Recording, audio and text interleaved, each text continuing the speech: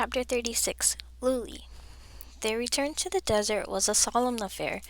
The prince no longer smirked when she looked at him. Aisha only ever spoke pointedly about the relic belonging to Omar, and Kadir was reticent and grim-faced. It was an abysmal atmosphere, one made drearier by the tension between them. Their first night out, Luli barely spoke to anyone, including Kadir. She trailed the jinn on a hunt, pointed out a warbler's nest, and agreed to skin the birds with nothing but silent gestures. The words they did trade were perfunctory, limited to simple questions and one-word assurances as they set up camp and cooked their prey over a fire built by the thieves. The second day, the tension intensified into a suffocating quiet, one so heavy it pressed on Luli's shoulders like a physical weight. Unnatural. Aisha bint Luwas murmured, and Luli realized she was right. Though the desert was normally quiet, this silence was so dense it was oppressive. But for all its strangeness, it was familiar. Ghouls, Kadir said, speaking her mind. The prince sat up straight in his saddle. Where? Not too far away, Aisha grumbled. You can tell by the stillness. Luli shifted atop her horse to scan the horizon. As far as she could see, there were no undead creatures approaching, but then ghouls were incredibly slow. She and Kadir had never had problems outrunning them in the open desert before. We should alter our course just to be safe, Kadir said. Omar sighed. Better that than waste our time on a needless fight. Perhaps it was a trick of the light, but Luli could have sworn his brow furrowed briefly with consternation. They changed direction, swerving away from the open plains to travel between the dunes. The silence eventually disappeared, only to be replaced by irritating howling wind. Not enough to build into a storm, but enough to be a hindrance.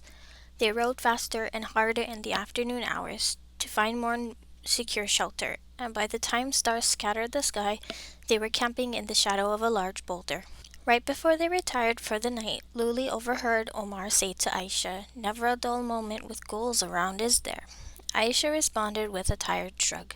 "Stupid creatures, but at least we can outrun those ones." The quiet in the dune was awful. Thankfully, they did not run into ghouls again. Luli was glad for it. By their third night out, her fortitude had been whittled down to a sliver. Her thighs were sore from hard riding, her shoulders were bunched with nerves she could not roll out, and she had accumulated an uncomfortable layer of sand beneath her robes. So when they came upon one of the Bedouin camps on Omar's map, she could not help her sigh of relief. She leaned forward in her saddle to get a better look at the campsite. Even from this distance she could tell it was small, composed of only 4 interlocking circles of tents and 2 corrals, one for sheep and another for camels. The tribesmen were gathered in the center, probably for feasting or stories. It was not long before a messenger detached himself from the group and rode out to meet them. His brown skin bore constellations of freckles, a testament to the many years he'd spent beneath the sun. Upon noticing the details of Omar's garments, he greeted them with a graceful bow from his horse. "High Prince!" His eyes roved over the rest of their group. Luli, wrapped in her unimpressive brown shawl, Kadir, tall and imposing on his horse, and Aisha, her lips pressed into a tight grimace, shadowed beneath her hood. The messenger eyed the thief uncertainly. "Midnight merchant?" Luli bristled. She was glad for her scarf in that moment, because it hid her severe scowl as Omar coughed into his fist and Kadir looked pointedly away. The grimace remained fixed on Aisha's face as she tilted her chin toward Luli. The messenger turned flustered. "My apologies, merchant." He bowed again. "It is an honor to meet you both." She softened at the greeting. "Would we be able to request sanctuary tonight?" "Of course, we would be honored to host you as long as you need," he said with a respectful nod. Luli could tell he was a hunter of animals, if not jinn, from the elaborate bow he wore on his back. She was still admiring it as she and the hunter traded rumors on their way to the campsite. She and the High Prince were, of course, the most highly sought-after gossip. Apparently, the whole desert knew of their journey. After she satisfied the tribesman's curiosity and alerted him to the presence of ghouls in the western plain, the man told her of other happenings: the changing weather patterns, scattered rainstorms and troublesome winds, the altered traveling routes, the appearance of hyenas by the cliffs. "And we have heard rumors of a hunter," he said. They were nearly at the campsite now, and Luli saw curious children peeking at them through gaps in the wooden gate. "He works alone, dresses entirely in black, and blends into the night, they say." Luli nearly fell off her horse. Here it was at last, the rumor she'd been seeking. Tell me more about this hunter. Her heart was practically beating in her throat. The tribesman shook his head. He is an enigma. They say this area is empty of jinn because he lays traps so effective none have ever escaped them. Where does he live? No one knows. He disappears before our hunters can approach. He frowned. This is just my opinion, but I would stay away from him. No nomad who travels alone is trustworthy. Lily had heard that from her own mother many times. Bedouin traveled in tribes. Those who wandered alone had probably been banished, and that was never a good sign. Of course, I only want to know more so I can do my best to avoid him. She caught Kadir frowning at her over the tribesman's head. Liar. His narrowed eyes said. She ignored him. Soon they were through the gate and in the camp, where the tribe's sheik greeted them with overwhelming hospitality. He had their horses led away to be cared for while they seated themselves around a large campfire located at the heart of the cluster of brown tents. A sheep was slaughtered in their honor, and they were offered a variety of breads, meats, and vegetables. It was the kind of food one daydreamed about, fresh, appetizing, and prepared with familial warmth. It reminded Lily of home. As a child, she had sat in a circle like this with her mother and father, scarfing down bread and pretending to listen to the adults as they spoke about traveling routes, produce, and politics. She remembered thinking it was all so mundane, and that maturity sounded like a chore. But though she had not always been invested in the fireside talks, the meals had been her favorite part of the day. They were the reprieve after a long day of work, a time to exchange not only words but stories and rumors and confessions. For Luli, they had always been the best time to play pranks on her long-suffering cousins, slipping insects into their sleeves, swapping plates, hiding foods, all sleights of hand she practiced in her spare time with her father. Though she had outgrown the pranks, her affection for the food was undying. This was especially true for the camel milk, which had a rich and salty taste that filled her with melancholy. She was sipping on that milk now as she took in the animated chatter around her. The sheik sat at the head of the circle, listening attentively to the accounts from the tribe's hunters. An elderly woman with silver threaded through her hair reprimanded a group of bickering children who were gambling their food away in an intense guessing game. A flustered-looking tribesman shot bashful looks at a woman working on a loom outside one of the nearby tents. When he wasn't looking, she turned her head to observe him with a secretive smile. Family. That was the word that came to mind as Luli took in the domestic scene. It gripped her heart like a vice, made it difficult to breathe. She had become accustomed to, preferred, living a solitary life, but it was easier to forget what she had lost in the cities. Where the families were scattered and hidden, sitting around this campfire, she could see the interconnectedness of the lives around her, and she could see herself sitting in the heart of the web, adrift. She mentally chided herself for her despondency as she tore off a piece of meat and stoppered her memories before they could overwhelm her. They were well into the second course when she noticed the circle had quieted. She did not realize why until she heard the high prince telling a story. She looked up and saw him waving his hands, smiling. Not the condescending smirk he usually wore, but an honest-to-God's smile that made his eyes sparkle. And though the jinn was trapped, it did not falter. Do you know why? Because it had magic, cried a young boy. Yes, but not just any magic. The jinn was stronger than the others, for its army was made out of immortal shadows. The jinn melted in and out of them as easily as if they were rays of sunshine. Luli recognized the story of the shadow jinn. The longer it went on, the more fictitious it became, until it sounded more like a legend than the truth. She found herself oddly charmed by it. Or perhaps it was not the story that captivated her, but the high prince, who seemed a different, more pleasant person when he told it. In the end, he leaned forward, pausing dramatically. The shadow dispersed, because even the mightiest jinn succumbed to a hunter's iron blade. In the silence that followed, the prince grew stiff, expression shuddering, but then his audience clapped, and his cocky smile returned. Lily turned away disgruntled. Had there always been such a discrepancy in his personality? She was still mulling over this later when she was bedding down for the night in the guest tent. Normally, she would have vented her frustrations to Kadir, but the Jinn had chosen to give her a wide berth that night. As far as she was aware, he was wandering the campsite, watching her from a distance through the fire he'd lit in their lantern. Lily stared at the lantern cast shadows until they faded into the darkness behind her eyelids. Thoughts of Omar chased her into slumber. Always she saw him out of the corner of her eye, flickering in and out of sight as if he were a mirage. Every time he reappeared, he wore a different face. First a condescending grin, then a harsh scowl, then, disconcertingly, a starry-eyed smile. He lifted a hand to point at her and laughed. She realized she was sinking. The sand sighed as it devoured her. She clawed at the air, but to no avail. She couldn't see, couldn't breathe. Darkness pressed in on her. Abruptly, a flame flared into being. Luli shot up and out of the blankets. She squinted into the sudden brightness until she could make out Kadir's shadowed figure, and relaxed when she saw the fire cupped between his palms. "Nightmare?" he said softly.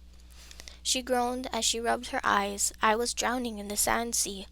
Kadir's fire shimmered a gentle white. When she squinted, she saw the tattoos on his arms flash the same color.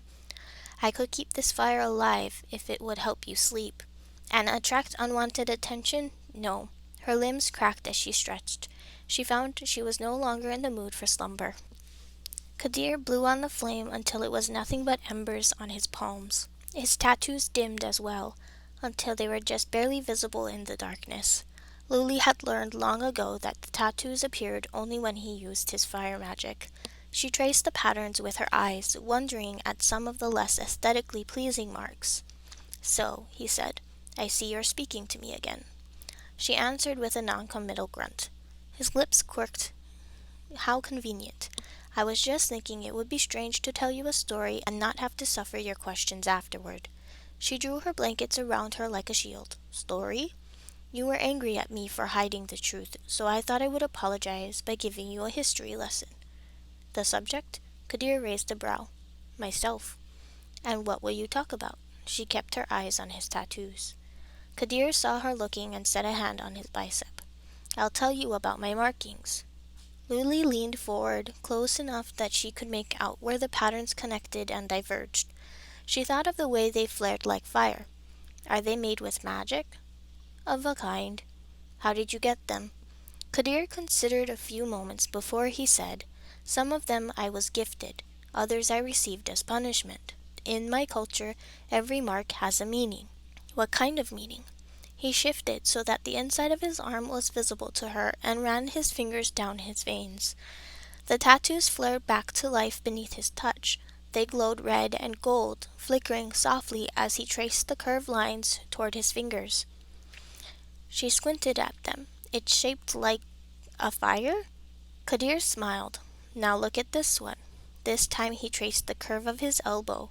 These marks were thin and short, and looked less like brushstrokes and more like scars from a knife. She frowned. "I don't see a shape." "Because it is a mark of shame." "It looks like you were scratched up with a blade." Kadir lowered his arm with a sigh, and the tattoos vanished. "Yes, my shame was carved into me with a knife so that I would not forget it. I deserved it." Luli tucked her knees into her chest and waited. She did not expect him to continue, so she was surprised when he kept talking. "I told you once I was no longer welcome in Dahab. That is because I committed a crime, and criminals are rarely forgiven in my city." He tapped the marking on his skin. "These marks are proof of that." "What did you do?" Kadir opened his mouth, closed it. "I would rather not say. It is a long and gruesome story, and I would prefer to tell it without any chance of being overheard." He exhaled softly. "I can tell you one thing at least. The compass we carry contains the soul of a jinn named Kalila." His expression softened at her name. "I was resigned to rotting away in a cell, but she saved me. Kalila led me to your human desert and guided me with her magic." He reached into the merchant bag and took out the compass. Luli had always wondered why he looked at it so tenderly. "She can find things?" "She is an Irafa, who was born with the ability to read the future. Even in death she can locate items and people, and foresee a destiny before it passes." Kadir paused, brow furrowed. We became separated early on, and she was killed by hunters before I could save her. By the time I located her, your father had already found her in the form of the compass. I followed his trail to your campsite. Layla Najima al-Nazari, it seems saving your life was my destiny. Lily would never forget those words. They had changed her life, and the compass, her eyes wandered to the dusty object cradled in Kadir's hands. The compass had saved it. When she again looked at Kadir, his eyes were dark and stormy. Who was she to you? She asked softly. A friend, Kadir murmured. My greatest, dearest friend. The silence that followed was so fragile, Luli could not bring herself to break it. On impulse, she crawled forward and set a hand on Kadir's shoulder.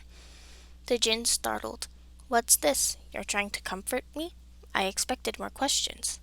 I'm not obtuse, Kadir. I can see when you're in pain. She was taken aback by his shock, and frankly a little offended. What? How heartless do you think I am? Miracle of all miracles, the jinn started laughing. It was a genuine sound, one she had been lucky enough to hear only a couple of times in her life. The last time she'd heard it, she had just given Kadir the shamshir. He'd burst out laughing when she suggested he wear it to look intimidating rather for any practical purpose. The memory still lightened her heart. My gods, she grinned, who are you, and what have you done with my gloomy partner? Kadir was too busy laughing to answer. Luli wondered, not for the first time, if it was his past that kept him so anchored to melancholy. When he finally regained his composure, he looked at her and said, Am I forgiven? Luli sighed. Yes, on the condition you don't lie to me again. Deal. Kadir glanced at their bag. Does this mean I can carry the bag? What for? I'm the merchant. She paused, noticing he'd slipped the collar out from God's knew where in his cloak. She drew back at the sight of it. You can relax. It's still sealed. It would be easier to carry in the bag, though. She ignored the comment and eyed the collar. What are we going to do with it? It was one thing to find a home for lost relics, another to give away a dangerous ancient treasure. Maybe we should bury it somewhere in the desert. Kadir looked up sharply. Or we could keep it. That's the worst idea. Trust me. He slipped the relic back into his robes. I know in your stories she is a malevolent entity, but in ours the Ifrit are morally ambiguous. Let me try to speak to her. Speak to a killer? Loli scowled. Do what you want, but I will not forgive her for what she did to Ahmed. Kadir raised a brow. You have qualms about a killer murdering other killers. I have qualms about murder, period. Murder, the single word, made her think back to the killer in black she had been discussing with the tribesmen. It was as if Kadir could read her mind. Good. If you detest murder so much, then I assume you won't seek vengeance on some killer you may or may not know. Of course not. She knew, even before gauging Kadir's reaction, that she had spoken too fast. She always did when she was lying. She stood abruptly. I'm going to walk around the campsite before I go back to sleep. Kadir silently handed her a lantern, flashing with his fire. You worry worse than my mother did. She grabbed the lantern from him. Kadir sighed.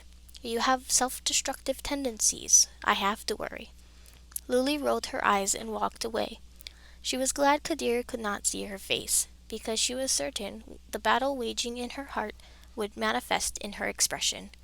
Luli did not know what she would do, but she would do something. It wasn't in her